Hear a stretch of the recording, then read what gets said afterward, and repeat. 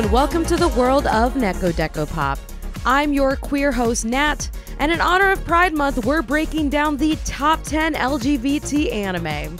Narrowing this list down to a top 10 was a ridiculously difficult task, so our honorable mentions category has got a lot going on today. Now, I just want y'all to know that the rankings are literally just semantics today, since all of these anime are absolutely fantastic and have something for everyone. So with that being said, let's be gay, do crime, and get into it. Number 10. Sasaki and Miyano. Sasaki and Miyano is one of those warm, cozy, slice-of-life anime that helps pick you up after a hard day.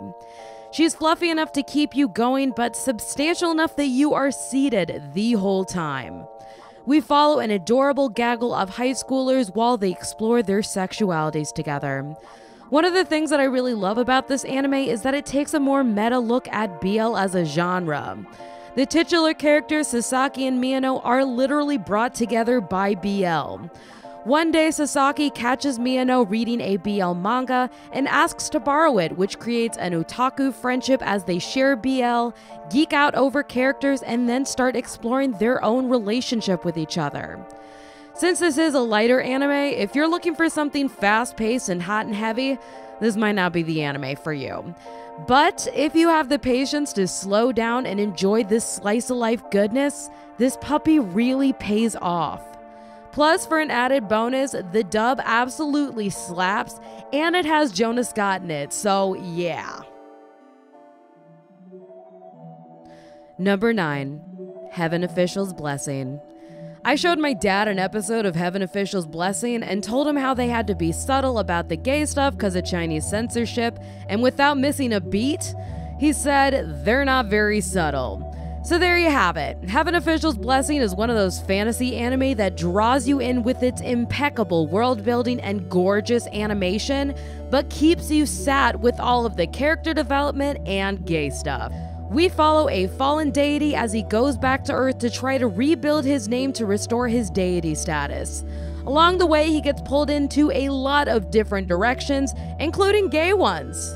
This is just a really fun fantasy anime and one that gets even better with its rewatches. I highly recommend y'all watch this in its original Chinese dubbing because it makes it hit that much harder. Number 8. Revolutionary Girl Utena. Revolutionary Girl Utena is revolutionary in every sense of the word. Taking over the magical girl genre in 1997 and being a sapphic fever dream ever since, this really is an anime staple that you absolutely need to watch sometime in your life. Being a magical girl show, it's definitely aimed and structured for younger audiences, but that doesn't mean that the campy philosophical undertones don't hit just as hard. So I actually never watched this anime until I made this video, and I binged the entire thing in just a few days. And I gotta say, it was such a fun experience binging it. And honestly, I think it's a really good anime to binge because it just gets addictive as hell. And I usually get worn out by binging anime, so that's really saying something. Okay, so side note, I did make a new twisted drinking game for this anime, and it's take a shot every time someone gets slapped. So literally every single episode in the first course, someone gets slapped. Usually Anthe, so there's your trigger warning for that. But other than that, this anime is super solid and ridiculously fun. Number 7. Skate the Infinity. Are the characters out and loud about being gay? No. But there is no, and I mean no, hetero explanation for how everyone acts. There's at least 3 couples, and you can't change my mind. I went on a full-blown rant on the absolutely unhinged characters in this video, so if you want to see more of a deep dive on that, watch this one.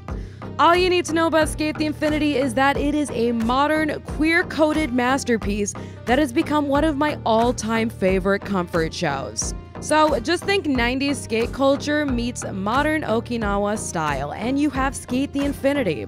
We follow Longa, who's a transplant who left his athletic career behind in the wintry snowscape of Canada. He meets Reki, who introduces him to the chaotic, unhinged underground skate culture, and a friendship blossoms from there. To reaffirm just how gay the show is, the literal English voice cast admitted on a Twitch stream with Lauren Landa that, quote, I want to stress how much the cast in its entirety wanted to make this show perfect. It's not, we don't go in there trying to make a bad dub. There are some people that do it accidentally, but like we were focused and we wanted to make sure that you guys got what you wanted. And I'm bisexual, and I wanted to make sure that everybody was happy with what the product was. Like I wanted to have a hetero leaning Joe in there so for a little bit, and then there's like homosexual leaning Joe really hard in a lot of episodes. So I wanted to make sure everybody was super happy, and I am so happy that a lot of that read with you guys, and that's huge. We just need to put a bow on this relationship, Cherry. That's all we need. I know. Why have you not given me a ring yet? I don't know. Maybe it's because you come into my restaurant every night eating $500 worth of food and wine. Number 6. But Nat, haven't you recommended this in like 3 videos now? Yes, I have, and I will continue to, because number 6 is so good and so obscenely underrated. This masterclass in queer sci-fi is grossly overlooked in the anime community, which isn't helped by this anime not being available anywhere on traditional streaming sites. However, I cannot stress enough how much I recommend that y'all take the extra time to track this puppy down, cause woof. You got gay romance, you got existential fuckery, you got conspiratorial government cover-ups in a post-apocalyptic future that makes the characters question everything they've ever known. Number 6 is that bitch, and if you ask anyone who's seen her, you already know. Once she has you, you are in for life. Just prepare something fluffy to watch after, cause that finale had me ugly crying. Number 5, Madoka Magica. Ever wonder what Sailor Moon would be like if she was gayer and 50 million times more traumatized? Well, Madoka Magica has you covered. This puppy will fuck you up. She doesn't care about your well-being, she will wreck you, and you will thank her for the service. What I love about Madoka Magica is that I finally got the horror magical girl anime I've always dreamed of, with all of the twists that make me grateful to be alive. It follows your standard magical girl trope of magical girl meets creature, gets magical powers, fights the big bad, etc. Except this time, there's a pretty massive and demented twist. I'm not gonna say anything more about the plot because y'all need to experience this on your own time. Another aspect that I absolutely adore about Madoka Magica is the artwork. The character design leaves some room to be desired, but the magical world is so good, like good God. Some of the most breathtaking art I have ever seen in anime. Which is honestly a nice focal point because this show ruthlessly pulls the rug out from under you and just, yeah. Number 4, Tadaima Okaeri. Tadaima Okaeri is one of those anime that gives me hope for humanity. If you know me or know anything about me, you know that I have next to zero hope for humanity, especially working in the industries that I do. So when an anime can help restore some of that, I cannot stress enough just how powerful that material is. Tadaima Okaeri was already my go-to comfort manga when I needed a pick-me-up, and this anime took that and ran with it. It is the most wholesome slice of life I've seen in a long time. We follow a young family as they traverse being a same-sex couple and being a alpha and omega pairing. Yes, you heard me right. This is an Omegaverse anime, in fact, the first Omegaverse anime ever. I don't know why so many people hear that tag and immediately discount this anime. All this means is that Omegas, regardless of gender, can give birth. So Misaki is the one who gives birth to his and Hiromu's children. There's also the whole matter of heat and rut and all that stuff, but this is a pretty PG Omegaverse, so y'all don't really have to worry about that either. I know for a fact that this will be a deterrent for a lot of people, but since it's Pride Month, it is my legal right to call all of them homophobic. So there you go, watch this anime, it is amazing. Number 3, Given. As a queer musician who is also an absolute train wreck, it means a lot to see myself being represented on screen with Given. It's one of those anime that you go in with a certain expectation, and then it goes places that will gut punch you in the feels. The performance episode will make me cry every single time I watch it, and not regular cry, ugly cry. The story follows Uenoyama, who meets Mafuyu in an adorable meet-cute, and is then convinced to teach Mafuyu guitar. Uenoyama slowly introduces him into the music world as they dive into building a band together, and since it's on this list, obviously something more. I really love how this story takes its time to reveal itself, and even the most one-note characters really get room to bloom and take shape. My only critique for this is that they did lean into the tragic gay trope, but because this anime is just that good, I'll overlook it for just this once. Number 2, Yuri on Ice. It's literally gay men ice skating, of course it's on this list. Yuri on Ice is one of the gayest things I've ever seen, and I say that as the biggest compliment. This anime is absolute gold. The storylines, the characters, the humor, the dub, the dancing, just yes to all of it.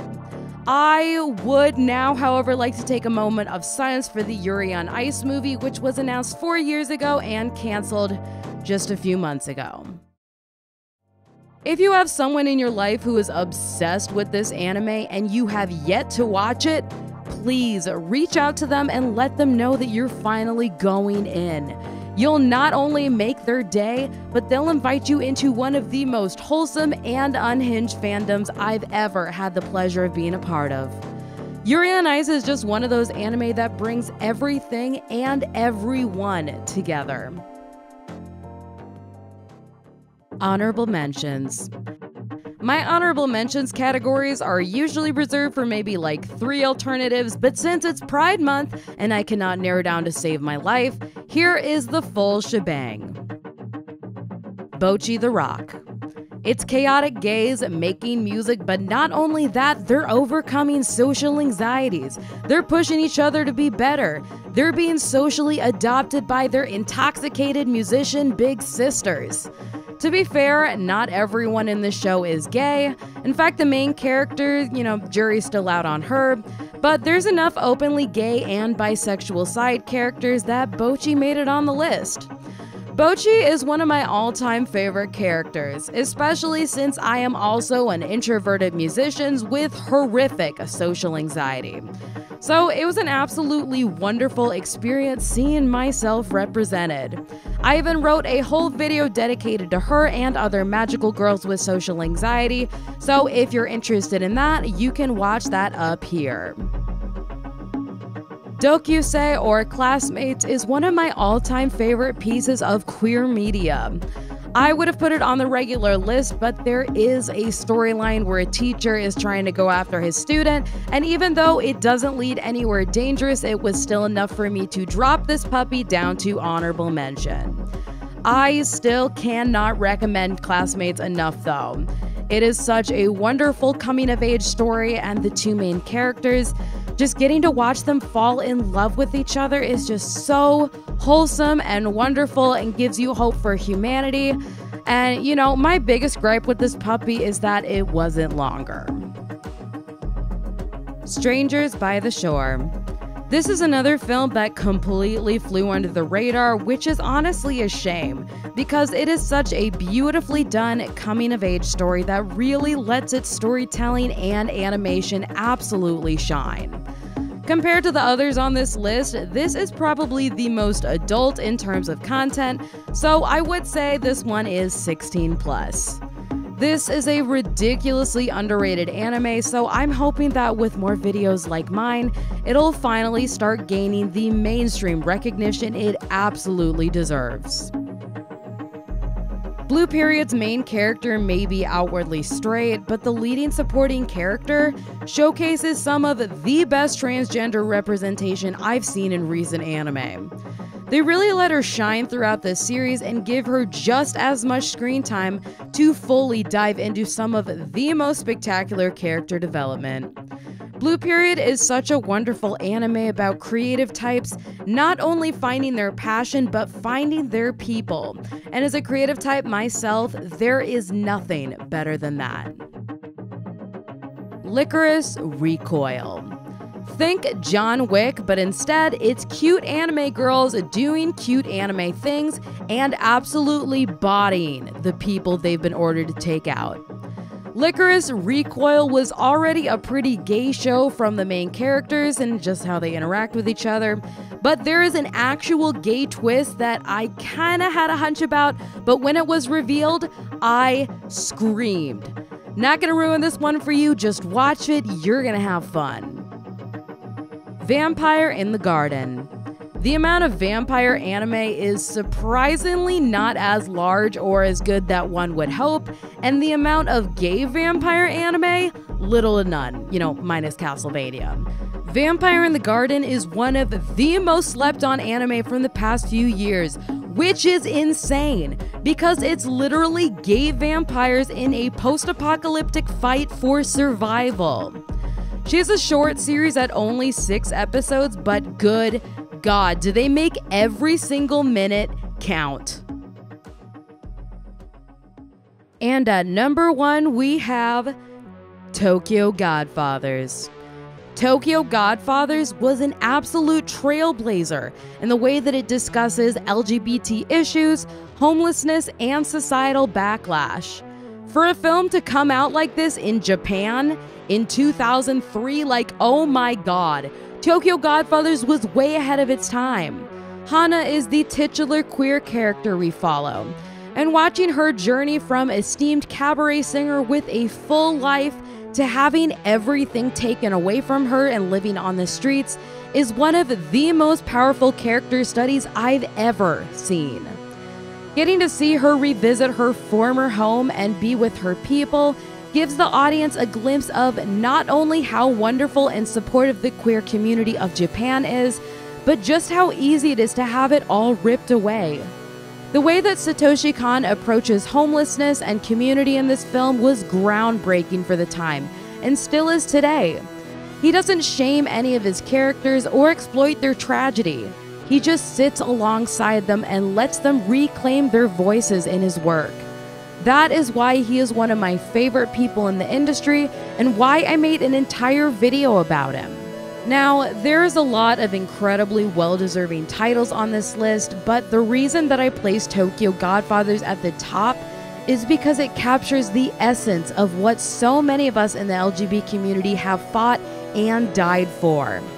It's about building community. It's about making found family. It's about finding your people who help you survive your hardest days. That is what I love so much about the queer community. We push forward to create safe spaces for our communities. We fight back when others threaten our safety, whether it be through physical violence or legislation or societal pressure.